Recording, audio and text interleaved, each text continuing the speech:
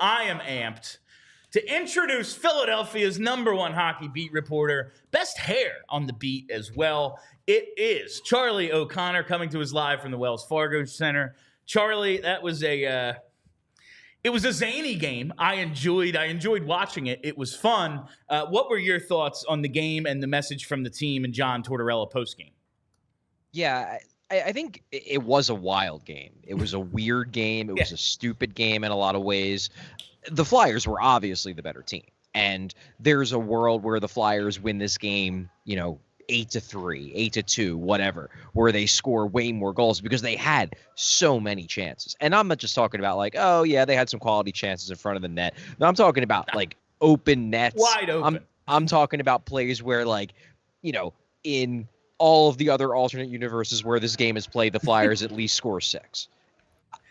I don't know how they didn't finish on a couple of those plays, but they didn't. And they kept letting the Sharks in the game. They have a little bit of a lapse. John Tortorella talked about it after the game. He said, we had about 2 or 3 minutes in that second period where we just had a lapse. We just stopped playing smart hockey. He noted a bunch of guys. I think he said Tippett, Michkov, and Couturier, all 3 of them on separate occasions, extended their shifts too long. And they got burned for it. And they give up a couple goals because of that. The game tying goal, it's a fluky play. It bounces off Owen Tippett, goes right to a guy's stick who was actually covered quite well. I mean, Eric Johnson's in position. It's just the puck bounces right to the guy he's covering and he puts it in. Like, that's just a fluky play. The thing is that if you had scored 2 or 3 more goals with all the chances you had, it doesn't matter that they got a fluky play because you've already run away with the game. I like the way the Flyers played the vast majority of this game. They deserved to win. The process, for the most part, was strong, and I feel really good about the fact that it seems like they brought the improvements to their process that they made over the final couple games on that road trip. Looks like they brought them home, so that's a good sign. That said, I mean, San Jose stinks. We know that. They're not a good team, so this wasn't the toughest competition. And I guess you could spin this in a negative way if you really want to and say, it's a disgrace they blew a 3-0 lead to the Sharks.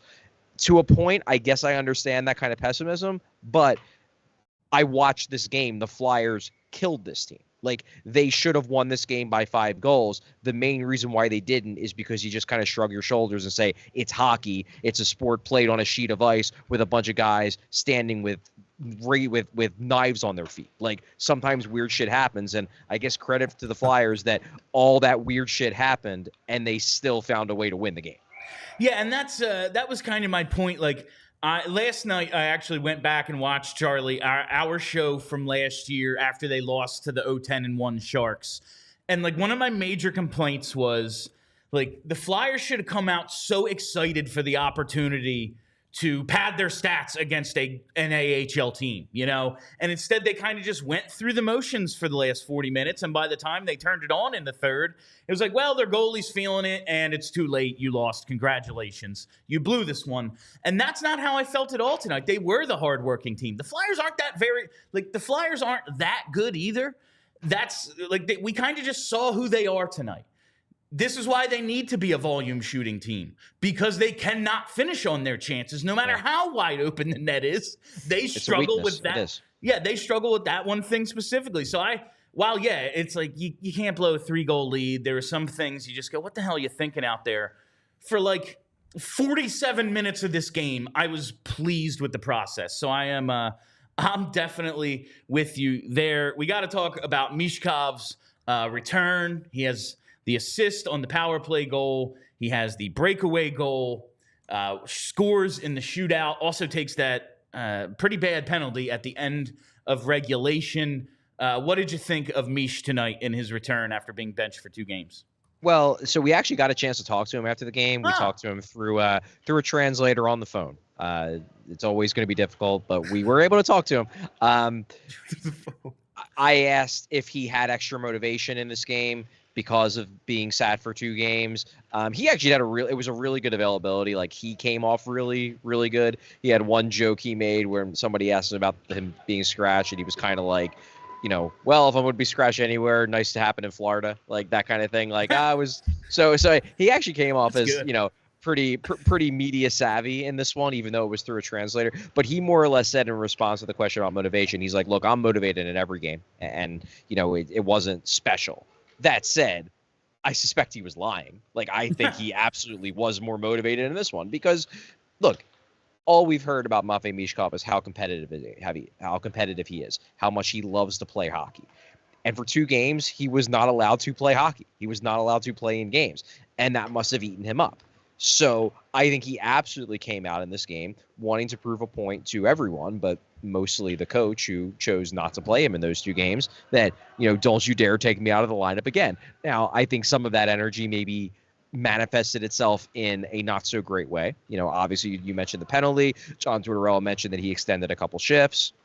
Maybe that was in part because he was extra motivated to make something happen. There were a couple turnovers. He wasn't perfect, but he was active. He was very, very engaged, more engaged in the play, I thought, at 5-on-5 than he had been in the games leading up to the scratch. So in that sense, I guess you could say the scratching worked. Now, was it necessary? That's a matter of opinion, and you could certainly make the case, given the move he made in the shootout, that, hey, if he's in that game in Florida, maybe they win that shootout and they come home with 4 points instead of 3 in those final 2 games. It's a fair point. I think, to me, the best part about this game, though, is just the fact that we now know that he's not going to respond negatively when facing this type of adversity. Like, this is John Tortorella. John Tortorella is going to do this. There's a decent chance he's going to do this again at some point this season because it's John Tortorella. It's what he does. He scratches people. He loves it. It's like one of his favorite things in the world to do. But like Michkov, like everyone on the team, has to learn how to adapt to the unique coaching style of one John Tortorella. And what we saw tonight is that signs are good that he's going to be able to handle whatever this guy can throw at him, and that's a positive. Charlie, we joked around a lot this off season, this summer, coming into camp. Like, if you don't think there will be a time Michkov is centered by Ryan Poehling, you just haven't been paying attention. It's going to happen. It happened. So when you tweet out the lines today, my first reaction was, oh, Jesus Christ, here we go. But when I thought about it for a second, you have Anthony Richard out there, good speed, offensive skill. Ryan Poehling, a little more skilled than we think, really good speed. The one thing we haven't seen out of Mish offensively, I thought, at least not enough, is rush opportunities. Tortorella told us last year the reason they wanted to go to that rush-based offense was like, well, the Mad Russian's coming over. We got to get ready for him. And that's something that hasn't happened, I thought, enough up to this point. You get him out there with some speed, maybe things start going that way, and we get a breakaway goal out of him. Richard had the assist on the Eric Johnson goal with Michkov out there as well on a rush goal. I like the line. What did you think of those 3 together? I mean, they were fine. Somebody on Twitter came up with the name, the RPM line, which is great. I totally dig that. Stuff. With the 2 speedy guys, totally dig that. Great acronym. Look, I'm not expecting this line to stay together very long. Like, honestly, in all respect to Ryan Poehling and Anthony Richard, but Michkov should be playing higher up the lineup. He should. And the Flyers know that. The Flyers know he should be playing with guys that have a bit more offensive upside at the NHL level than Poehling and Richard can bring. For this game, though, it was fine. I thought Michkov obviously is the most skilled player on that line, but I thought Poehling and especially Richard, who I thought looked good for the second straight game and is certainly making a case for him to maybe make that Morgan Frost benching last a little bit longer than 1 game, because Richard looks good. Yeah. Now, like, does he look good enough to be up with the team the rest of the year? But I think he looks good enough to stay in for Thursday's game. I would say that, and I don't know who's going to come out if they have designs of getting Frost back in. But point being is that, no, I do not think this line is going to stay together. I do not think the Flyers are going to be like, well, we gotta have Michkov with Ryan Poehling. But for tonight, for this game, it worked, and I guess props to Torts on that. I guess. Yeah, we'll talk more about that tomorrow, Charlie, because I actually have some thoughts, but like it's post game. We want to get you in and out of here. Just one more on Michkov. I realize he'd been making mistakes, and apparently there was a lot of, the John Tortorella. Listen, I'm not going to let him keep making the same mistake over and over. He needed a mental reset. Also, just looking at the amount of hockey he's played over the last couple of years, like 55 games a couple of years ago at like mostly not the highest level of competition. Only like 47 games last year in the KHL with Sochi. How much do you think he needed a physical reset as well? Like maybe he's just a little tired. His legs are a little heavy. I don't know how much I buy that. Like, look, he may have benefited from it. He may have benefited from having a few extra days off. I don't know how much I buy that was part of the thinking. Okay. From the Flyers' perspective. Like, do I think the Flyers maybe had intentions of, giving him some nights off here and there over the course of a long season? Maybe, but that wasn't what this was. And if it was that, they should have said it. No, instead, John Tortorella very much makes it clear that, no, this is a remedial thing. He's doing stuff wrong, so he's sitting. So I'm not going to let the Flyers off the hook by acting like, no, this is actually part of a grand plan of load management. No. John Tortorella benched him because John Tortorella wanted to bench him. And John Tortorella made that abundantly clear when he spoke to us, and I suspect when he spoke to Michkov, I suspect when he's had his message to the team, that's why he's sitting.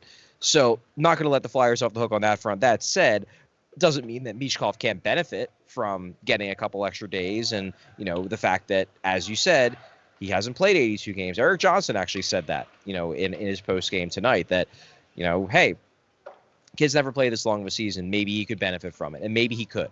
But I don't think that's the reason why this happened. And I am not willing to let the Flyers off the hook by giving them an out on this. He was sat because John Tortorella wanted to sit him. Hey, Charlie, real quick, I want to talk about Emil Andrae. He's been one of the storylines over the past couple games. He gets a point off the assist here today. I mean, we all know Cam York's coming back soon. There's no way Emil Andrae gets set back down, right, Charlie? Well, I mean, now they've bought themselves more time because now Jamie Drysdale's on injured reserve. So even though I suspect that Cam York is coming back soon, Drysdale has to be out for at least a week. So that backs him up.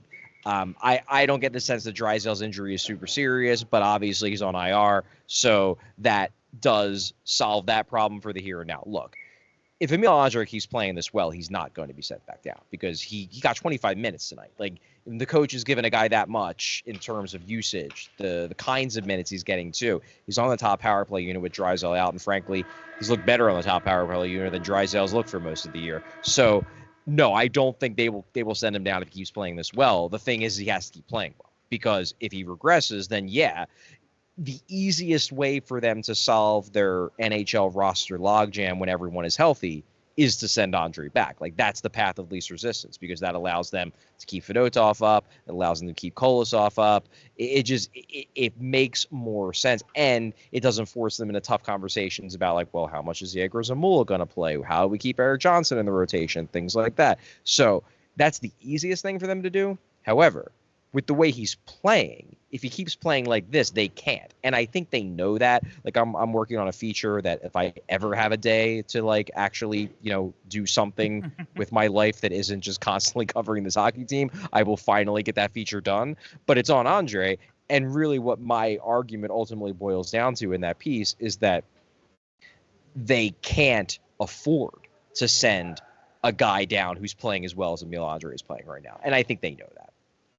Charlie, did you get a chance to talk to Travis Konecny tonight? Because he was the culprit on like 6 of those 8 chances that they just should have scored. Missed some open nets. He did score 1 goal, and he scores the winner in the shootout. But what did you think of his game tonight? And did you get a chance to talk to him? Yeah, I actually, it's funny. I saw you kind of complaining on Twitter about him. Like, I guess I'll spoil it. He's my first star of the game. I mean, he was he was the best player on the ice. Now, he didn't finish enough, and I'm sure that was very frustrating. But like the amount of times he was getting into position to have slam dunk goals speaks to how effective he was overall. Yeah. No, I don't know if I was so much complaining as just kind of bewildered. Like, it was just sort of like, how is this even possible? Before we get to stars, I just got one more here, Chuck. I want to give Andrae all the credit in the world. He has been really good. But if you look at the Flyers defensemen this year, whether it's Cam York to start the year, and we have high hopes for Cam York, so it makes sense. But then Risto, after his first few games, gets put with Travis Sanheim. Suddenly, he looks like he can play again. Now, Emil Andrae, it's like, is he our best defenseman? He can't get sent back down. Jesus. How much credit should we be giving Travis Sanheim? Because I think he's been really good lately.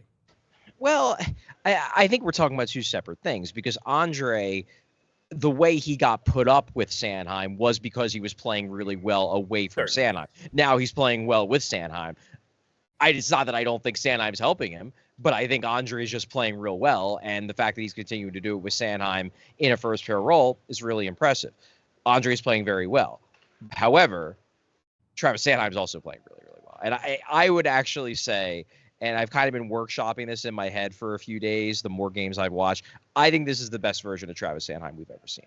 And I'm even considering the first half of last season Travis Sanheim. Reason being, I think first half of last season Travis Sanheim was probably more noticeable carrying the puck. Points, he was doing more things offensively. But I think as a complete defenseman, this is the best I've seen Travis Sanheim look.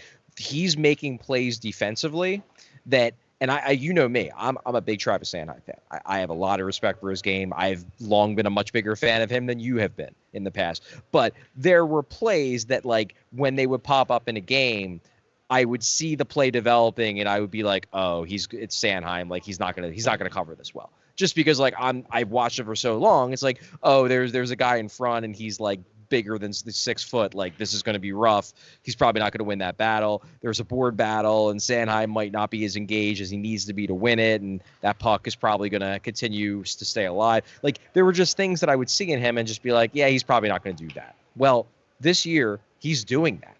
Like, he's making plays without the puck, battle plays that he never used to make. He's not having those glaring coverage read mistakes that he used to make all the time, 3, 4, 5 years ago.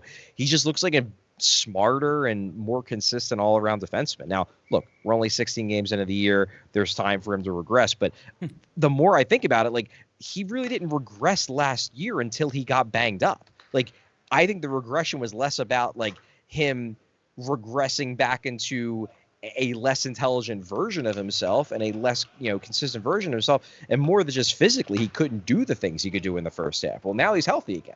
And now he's maybe not as active offensively as he was in the first half of last year, but he's just a much more complete defenseman. So to go back to your original question, Andrae is playing real well. I won't say that I think that's because Sanheim is carrying him. However, I do think Travis Sanheim is playing extremely well as well. All right, Charlie. Now it's time for those 3 stars. Hit us with star number 3. Yeah, I'm going to go with the guy for star number 3 who apparently got the wrestling belt in the room and got 2/3 of a Gordie Howe hat trick within the first 100 seconds of the game. One Erik Johnson gets that big goal to start the game, and that was a nice shot. Like, that wasn't a fluky thing. It wasn't just like puck bounces off him or whatever. Like, yeah, Richard makes a nice play, gain in the zone with speed, passes it off to Erik Johnson. Erik Johnson rips it. Great shot, scores a goal. Then, a couple seconds later, they're messing with the kid. They're messing with the 19-year-old rookie. It's a tough guy. Nick Deslauriers ain't in the lineup to hop over the boards and fight him. So Erik Johnson just rushes over, and he's not a fighter. He knows that, and he said that. But look, somebody had to do it. And Erik Johnson's the veteran whose role is kind of to be like the caretaker of the kids in more ways than one. So he goes in there, he eats some punches, and shows why he's here. And to me, those 2 plays on their own are more than enough for Erik Johnson to deserve at least the 3rd star. Hit us with star number 2. Star number 2 is Matvei Michkov. Michkov, obviously, big rebound game for him coming back in the lineup. The reason why he doesn't get number 1 star for me is because of the mistakes he did make. Like, you could say Konecny made mistakes, but Konecny's mistakes were a little bit more of like he could have finished the game for the Flyers in the sense of like this game could have been over. Whereas Michkov, when he was making mistakes, like he could have lost the game for the Flyers. That penalty that he takes at the end of regulation, look, did Celebrini slash him? Of course he did. It was a scrum. But there are some moments where you just have to turn the other cheek a little bit and just be like, maybe not the time to pop that guy in the face, as good as it might feel and as much as you want to pop him in the face. Those are things he's going to learn. And hopefully he learned a lesson. Travis Konecny said after the game, like, I'm sure sitting in that penalty box for those 2 minutes was driving him crazy, probably to the point where he'll never do something like that again. Because Konecny, as he said, it's like, I had to learn not to do those things at those key times. But it's always good to have the competitiveness rather than, have the competitiveness and dial it back rather than not have the competitiveness and try to add it to your game. That's way harder. Michkov has the competitiveness. I like that. He obviously scores a big goal with the breakaway, scores another big goal in the shootout, gets an assist on the Konecny power play goal. So he certainly deserves to be one of the 3 stars. Thought just a few too many mistakes for him to be first star, but he certainly deserves at least second star. And before we get the first star, we appreciate those of you watching on TV. Head to allphly.com for more of the show. Now, Charlie, star number 1. Star number 1, Travis Konecny, who, as I said, I get the frustration that he still scored 1 goal and then the game winner in the shootout. So just on that, I think he deserves it. Add in the fact that, like, the Flyers had the puck constantly when he was on the ice. They were always doing something, and I think he was the driving force behind that. Thought he was the best player on the ice. He just probably should have scored 3, 4, 5 goals instead of just 1 in a shootout goal. But still had a real good game and still came through when the team really, really needed him in that shootout. So for that reason, Travis Konecny is my first star. All right, Charlie. I will talk to you tomorrow for our live show at 4 o'clock. Make sure you're tuned in for that. That is Charlie O'Connor coming to us from the Wells Fargo Center.